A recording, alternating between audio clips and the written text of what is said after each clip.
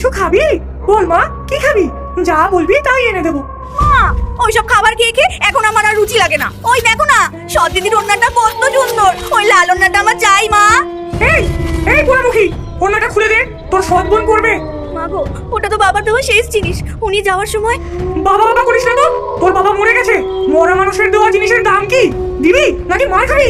না মা, আর যাই বলে তাই করবো, কিন্তু এই ওড়নাটা আমি দেবো না, দেবো না, দেবো না। মা গো, আমার ওই ওড়নাটা চাই চাই চাই। তুমি একটা কিছু করো না। আমি অনেক বেঁচেছে, আজ রাতেও ঘুমোলে আমি ওর মাথাটা কেটে ফেলবো।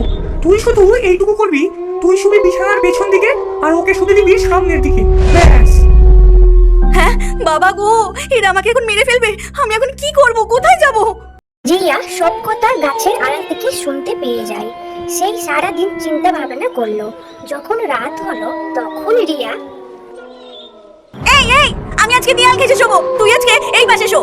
পিয়ার কথা অনুযায়ী রিয়া সামনে দেখে ঘুমালো।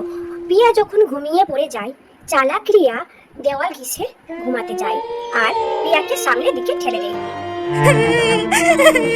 আমার কি দোষ? বাবা আমাকে এই ডাইনির হাতে রেখে চলে গেলেন। মা নেই, এখন আমাকে মরতে হবে নাকি? না না, আমি মরবো না।